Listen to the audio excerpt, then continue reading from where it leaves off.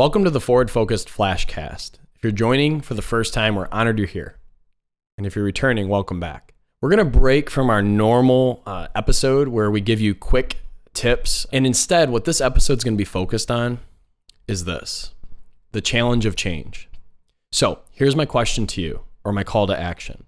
If in the last 3 months, 6 months, or even 3 years, with COVID and differences in our society and where the economy is going, if at any moment you have felt that change is happening really rapidly and you're not certain how to lead your team or yourself through that, give this episode a full listen and download the resource doc after, because I think this document could be really great to put in front of your team and talk through specific examples of how that doc applies to what we're going through today.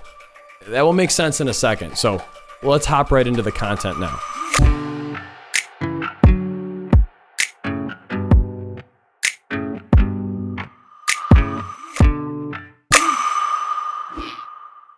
So a couple of years ago, a dear friend and mentor of mine, Tom Kotzian, who's no longer with us, gave me a document, just 4 pages long. And this document is called The Challenge of Change. And what I want to do in today's conversation is I want to read different pieces and excerpts from this document and how it may apply today.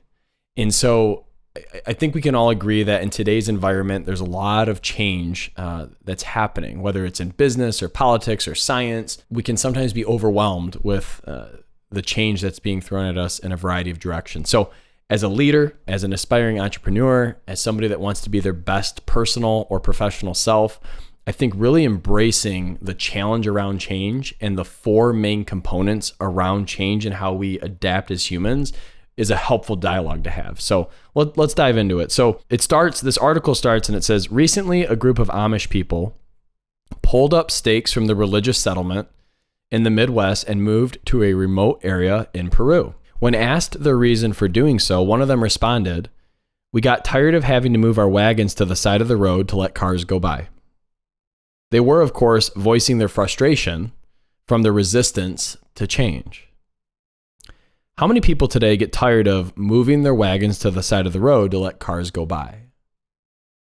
How many of us are constantly being upset by the inconvenience of having to step aside as the world rushes by?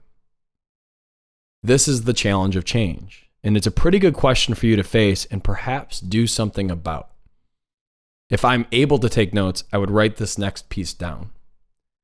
Humanity's greatest problem in the days ahead may not be pollution, population growth, or the hydrogen bomb.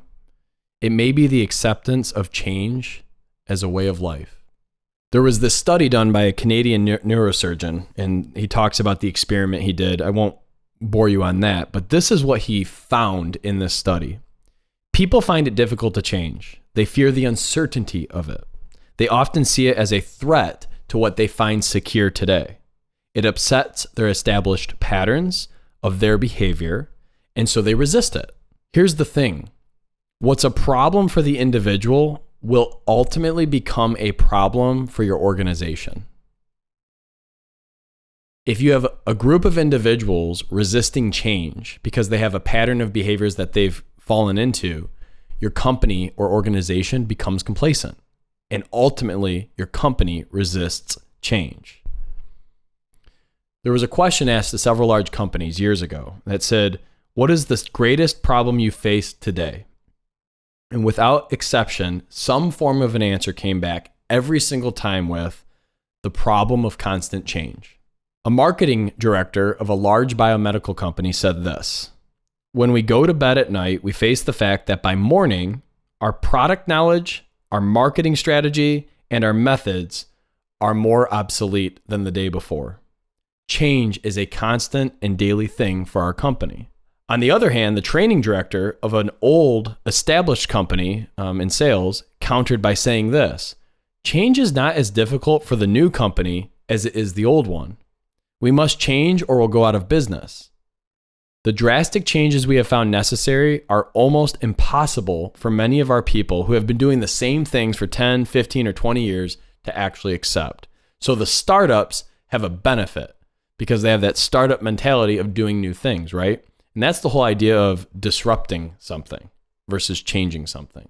So as an individual, we need to consider embracing change. So there's 4 areas that we're going to dive into now around change and how we can apply it. The first is, why even fight it? And again, if I'm able to take notes, I'd write this down. If not, come back and listen to this because I think this is a key point. Why fight it? Perhaps the individual who wrote the following paragraph was voicing the anxieties of most people living in an age of rapid change. Check this out. The world's too big for us. There's too much doing, too many crimes, casualties, violence, and excitements. Try as you will, you get behind the race in spite of yourself.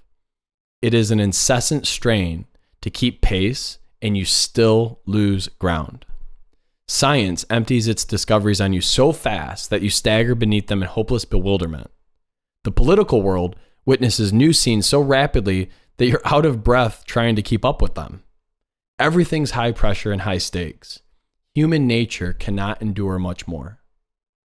Now, when you hear that, does that seem familiar to you?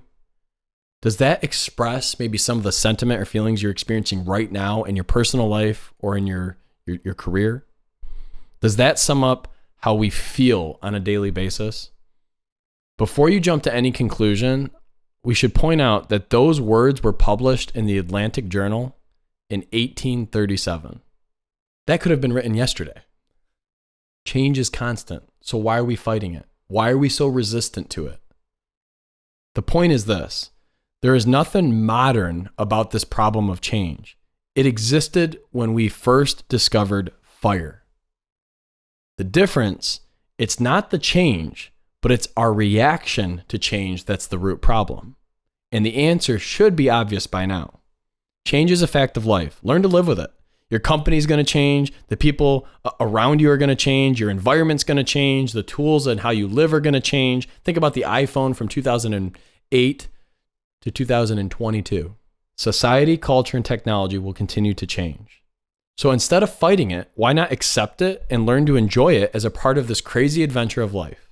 Why not be one of those rare, treasured individuals within a company or an organization that says, let's get behind these changes the company's trying to do and feel are necessary and see what we can do to help make it work.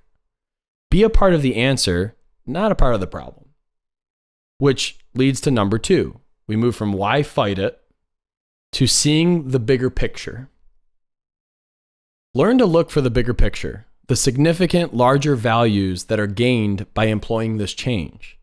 It's true that most change occurs through sacrifice, at least at first, and inconvenience, but the end usually justifies any frustrations to get there. You'll be a happier individual if you can train yourself to hold your mind to the ultimate goal of the benefits of the change, rather than the apprehension, the fear, the hardships, or the anxiety of the temporary frustrations. If you find yourself looking back, I don't know how many of you have heard the statement of the good old days or back in the day, right? Well, listen to this.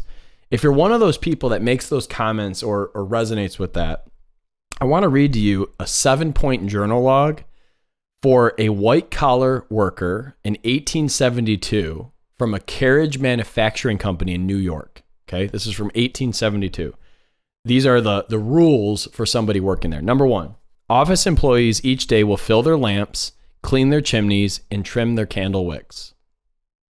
Number 2, each clerk will bring a bucket of water and scuttle of coal for the day's business, from home to work. 3, make your pens carefully. You may whittle nibs to your individual taste. 4, men employees will be given an evening off each week for courting purposes, or 2 evenings if they go to church regularly. Number 5, after 13 hours of labor in the office, the employee should spend the remaining time reading the Bible or other approved books. Number 6, every employee should lay from each pay a goodly sum of his earnings for his declining years so he will not be a burden on society when retired. And lastly, the employee who has performed his labors faithfully and without fault for 5 years will be given an increase of 5 cents a day in his pay, providing that profits from the business will permit that. I think we can all agree that change is a good thing. Change in our workplace, change in how we're paid, change in how society's been structured around expectations of time off and work-life balance. Could you imagine that after 13 hours of working, you are then expected to read the Bible or another approved book, right? And you're being mandated on how many evenings you're able to have off per week. And this was a white-collar job in 1870s New York. So right there is an idea that, change is something for the bigger picture that can be good. Number 3, develop habits of change. This is probably my favorite. So you live your life by habit, right? We've trained ourselves from a child to respond and behave as we do today. Breaking habits can be unpleasant and can take a lot of time. Change is difficult because it means we're changing habits. Why not make change a habit? Why not make your life a little bit more fun by learning something new, by learning to live with change instead of the boring routine? Let's look at that. Maybe it's as simple as tomorrow you take a different way to work on your commute. Maybe you get up 15 minutes earlier and you walk around your house outside and get some fresh air before you hop in the car and commute. Maybe you talk with your spouse or partner and have a cup of coffee tomorrow morning and you haven't been having conversation until later in the day. And it's already noon, 1 o'clock, 2 o'clock in the day, and you haven't even talked to your partner except for goodbye, I love you. Maybe break that pattern up and have a conversation in the morning. So maybe it would be as simple as having lunch with different people. Maybe loosening up and saying a few kind words to an employee that you're not as close with. Maybe smiling and waving at the mail person. Just for one day, see if you can embrace and break up your routine, and that is one step towards change. The big changes won't be so difficult if you've been embracing little changes every day leading up to these bigger changes.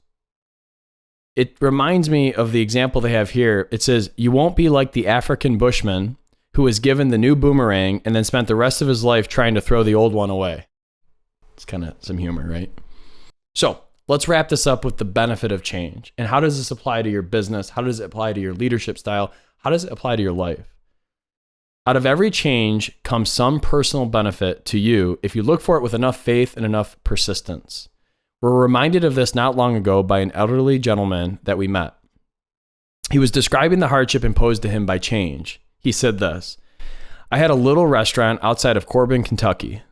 90% of my business was tourism. Then they built a new highway 7 miles away from the restaurant, and I had to close down. I was 66 years old, and the only money I had was coming in from Social Security. My wife and I discussed our misfortune, and I remember saying to her that out of every adversity comes a bigger and better opportunity, if a person will just look hard enough and be patient. We decided to start looking. I took a $105 Social Security check and hit the road in my old car trying to sell some of my recipes that my customers had enjoyed for years. That was the beginning of a franchise empire that made me a millionaire. This was Colonel Harlan Sanders of Kentucky Fried Chicken. 66-year-old, embraced the change, became a multi-million-dollar franchisee. The rule here, or the lesson here, is to look for the bigger and better opportunity rather than becoming mired in self-pity. You're being transferred, the department's closing down, you've been let go from your maybe career path or job. Maybe your job's becoming obsolete with technology. It could mean that something pretty important in your life is coming your way if you just look hard enough and are open to that change. And perhaps being open to that change is the real biggest challenge of the constant change we face every day. So that's the 4-page document. And I believe it's timeless. Now, this document was actually written in the mid to late 1970s. And we have a link to the document. I encourage you to check it out and reread it. Go through the document and ask yourself, how do some of these lessons around being resistant to change and embracing the small changes we can do in our life every day that will prepare us for big changes that are thrown our way?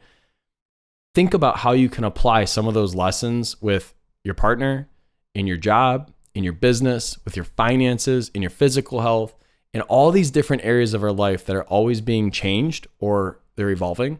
Think about how this can apply and ask yourself this focusing question. If I could just change one thing about my insert blank, job, business, health, relationship with my spouse. If I could just change one thing, what would that be? And when would I know that the change was complete? So thanks for giving that a listen. Again, my encouragement to you with this episode that's a little bit more unique is if you felt that this was applicable or you could use this with your family, with your colleagues, or with your team, take this doc and print it out and maybe sit down with your team and popcorn read it together and talk about parallels in today's world and how it applies and how some of the tools or resources about embracing change could apply today in your business or in your life. If you found value in today's content, please be sure to subscribe so you never miss a lesson to become the leader that you deserve to be. And until next time, lead on.